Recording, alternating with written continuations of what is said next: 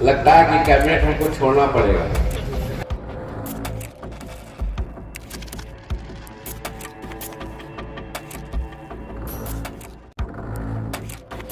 जी हां, बिहार में टूट गया एनडीए, हो गया बड़ा ऐलान। क्या मोदी कैबिनेट से भी दिया इस्तीफा? नीतीश के खास ने किया ऐलान, घबराए मोदी ने अपने खास को भेजा पटना। बहुत स्वागत है आप सभी का। आप देख रहे हैं द राजनीति का विशेष सेगमेंट खबर और विश्लेषण। मैं हूं जब्बार खान। दोस्तों, आखिर 24 घंटे में ऐसा क्या हुआ कि बिहार सरकार में और केंद्र की मोदी सरकार में वो पार्टी जिसके मंत्री जिन्होंने एक ऐसा चौंकाने वाला ऐलान कर दिया जिसके बाद यह कहा जा रहा है कि बिहार में एनडीए टूट गया है। आखिर मोदी सरकार और बिहार सरकार में उनकी पार्टी के मंत्रियों ने इस्तीफा क्यों दे दिया? क्या वाकई उन्होंने इस्तीफा दे दिया या इस्तीफा देने की बात कहकर एक तरीके से प्रेशर टैक्टिक्स अपनाई है? आखिर कौन है वो भारतीय जनता पार्टी के सहयोगी दल के मुखिया जिन्होंने कहा कि ऐसा लगता है कि मुझे अब कैबिनेट से इस्तीफा देना पड़ेगा? आखिर बीजेपी ने उनके साथ में क्या ज्यादती की है? क्या बीजेपी के साथ रह करके वो परेशान और परेशान हो रहे हैं? क्या ये सब कुछ बिहार में नीतीश कुमार के पर्दे के पीछे की कहानी का, स्क्रिप्ट का कोई अंश है?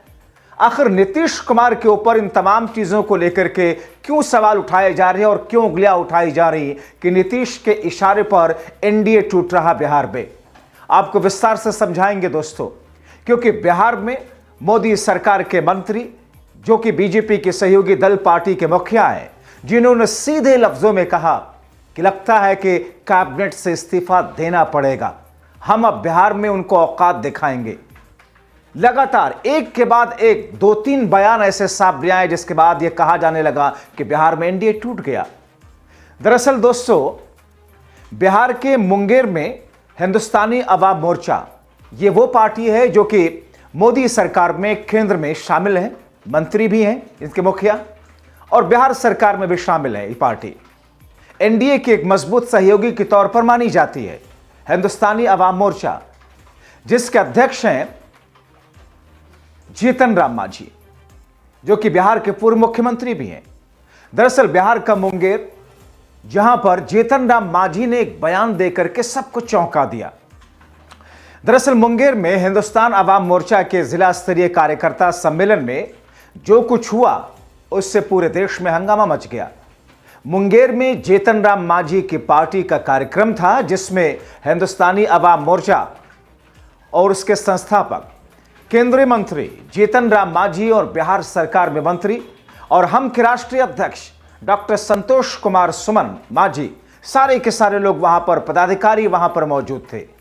मंच पर जीतन राम मांझी ने माइक संभाला, बोलना शुरू किया और फिर वो कहा जिसकी शायद ही किसी ने कल्पना की होगी। उन्होंने मोदी सरकार से इस्तीफा देने की बात कही।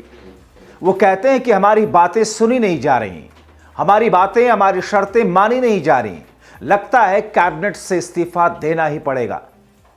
और दोस्तों, इससे पहले भी, कुछ घंटे पहले भी जीतन राम मांझी ने एक ऐसा ही बयान दिया था कि उन्होंने हमारी औकात हमें दिखाई, अब हम बिहार में उनको उनकी औकात दिखाएंगे। दोस्तों, फर्स्ट बिहार झारखंड नाम के एक सोशल मीडिया यूजर ने लिखा कि केंद्रीय मंत्री जीतन राम मांझी ने मोदी कैबिनेट छोड़ने की खुली धमकी दी।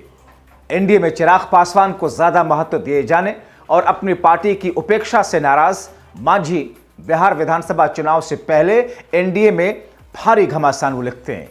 आइए आपको सुनाते हैं जीतन राम मांझी के शब्दों में उन्होंने किस तरीके से मोदी और शाह को एक तरीके से चुनौती दी है, या एक तरीके से उन्होंने अपनी शर्तें मानने के लिए उनके सामने शर्त रख दी है। सुनिए जीतन राम मांझी को। लगता है कि कैबिनेट हमको छोड़ना पड़ेगा। अभी झारखंड में हमको नहीं मिला, ठीक है, हम नहीं मांगे थे, नहीं मिला। दिल्ली में भी नहीं मिला, कहते हैं कि हम नहीं मांगे थे, नहीं मिला। लेकिन ये कोई न्याय है क्या? हमारा कोई अस्तित्व नहीं है? अगर नहीं है तब तो हमको नहीं दिया गया। इसीलिए आज ही जमालपुर का मीटिंग का एक अहम है।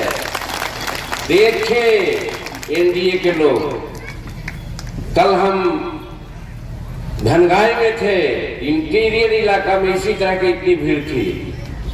परसों जहानाबाद में थे, इसकी दुगना भीड़ थी। जब भीड़ हमारे साथ आ रही है, जनमानस हमारा है, वोटर लोग हमको देने को तैयार हैं, तो फिर सीट हमको क्यों नहीं मिले? हमको ये करना है, ये प्रश्न करना है लोगों से। तो हम नहीं मांगेंगे। हम कहना चाहते हैं, हम हरियाणा नहीं चाहते हैं कि हमको कितना सीट दे दो, लेकिन मैं कहता हूं कि जो मेरा वजूद है उसके आधार पर हमको सीट दो। तो सीट हमको कोई फायदा नहीं है, हम आपके फायदा के लिए मांग रहे हैं।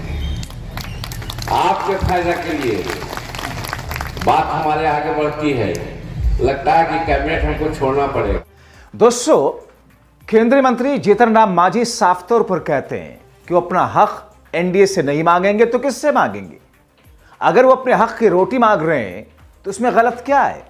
जीतन राम मांझी ने आगामी बिहार विधानसभा चुनाव को लेकर के कहा कि जनता हमें 40 सीटों में से कम 20 सीटों पर जीत दिला देती है, तो हम उनके हक की आवाज को उठाएं क्यों ना।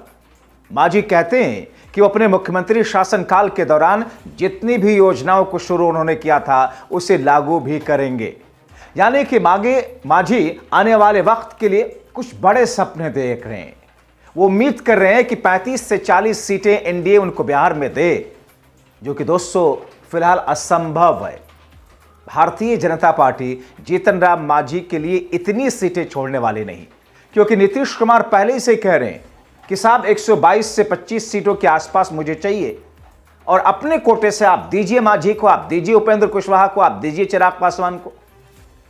दरअसल जीतन राम मांझी ने इससे पहले भी बिहार में बीजेपी को औकात दिखाने वाली बात कही, जैसा कि हमने आपको पिछले वीडियो में बताया था, और अब कैबिनेट से इस्तीफा देने की बात कही।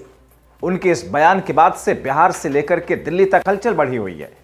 कहा यह जा रहा है कि देखने में ऐसा लगता है कि महज मांझी ये बात कह रहे हैं, लेकिन अंदर खाने नीतीश कुमार द्वारा बनाया गया यह दबाव की लाइन है जिस पर जीतन राम मांझी चल रहे हैं। यानी कि नीतीश कुमार भी जिस तरीके से चौतरफा बीजेपी को घेरने की कवायद कर रहे हैं, उसी कवायद को आगे बढ़ा रहे हैं जीतन राम मांझी। दोस्तों, एक तरफ नीतीश का मोदी को चिट्ठी लिखना और दूसरी तरफ पशुपति पारस का इंडिया गठबंधन की तरफ आगे बढ़ना, और अब मांझी का यह दाव जाहिर तौर पर बिहार के अंदर पक रही उस खिचड़ी की तरफ संकेत दे रहा है, जिसमें कहीं ना कहीं ये सारे के सारे लोग मिल करके चूल्हा, ईंधन, राशन का काम करने के तौर पर दिखाई दे रहे हैं। ऐसे में भारतीय जनता पार्टी के लिए झिझलाना, बीजेपी आला कमान के माथे पर बल आना, एनडीए खेमे में चिंता पैदा होना, बिहार में एनडीए के लिए बड़ी टूट की बात कहना, और दिल्ली से किसी खास को मोदी के जरिए बिहार भेजना, ये बहुत ही स्वाभाविक है। ये कहा जा रहा है कि दिल्ली में इस वक्त हलचल मची हुई है। प्रधानमंत्री मोदी से लेकर के अमित शाह परेशान है, क्योंकि भले ही एक शख्स अगर ऐसी बात कहता है तो इसका मतलब यह है कि वहां पर्दे के पीछे सुगबुगाहट बहुत कुछ है। बस सही मौके की तलाश में वो सारे के सारे सहयोगी हैं। अब ऐसे में सवाल यह है कि क्या जीतन राम मांझी ने नीतीश कुमार की स्क्रिप्ट को आगे बढ़ाया है? क्या नीतीश कुमार की स्क्रिप्ट का स्क्रीन प्ले की पहली लाइन जीतन राम मांझी की शक्ल में बाहर आई है? अब ऐसी स्थिति में अगर वाकई ऐसा है तो आने वाले दिनों में बिहार में एनडीए या फिर केंद्र में एनडीए के लिए बहुत सारी मुश्किलें खड़ी होने वाली हैं, और इसीलिए हमने लिखा कि एनडीए में बड़ी टूट, मोदी कैबिनेट से क्या देंगे इस्तीफा? जीतन राम मांझी ने यह बात कह दी है। जीतन राम मांझी ये बात कह करके एक तीर से कई निशाना साधने की कोशिश कर रहे हैं।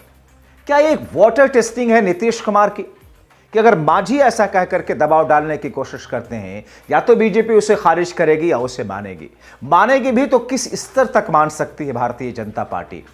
और ऐसे में वो खुद को वहां पर रख करके समझना चाहते हैं कि आखिर मांझी जिनके सियासी कद की अगर बात करें उसके मुकाबले नीतीश कुमार और उनकी पार्टी का सियासी कद में जमीन आसमान का फर्क है, तो फिर क्या भारतीय जनता पार्टी का रुझान होगा क्या? अब ऐसी स्थिति में मांझी इस्तीफा देते हैं या महज धमकी दिए हैं, महज अपनी शर्तें मनवाने के लिए एक लाइन उन्होंने फेंकी है, इस पर आगे की तस्वीर साफ होगी। मगर 18 जनवरी के बाद से बिहार की राजनीति में जिस तरीके से उथल पुथल हो रहा है, जिस तरीके से सियासी वोट इधर उधर दौड़ रहा है, और ऐसे में जीतन राम मांझी का लगातार एक के बाद एक बयान देना, पहले ये कहना कि साहब हम बिहार में उनकी औकात दिखाएंगे, और ये कहना कि साहब हमें लगता है कि कैबिनेट से इस्तीफा देना पड़ेगा।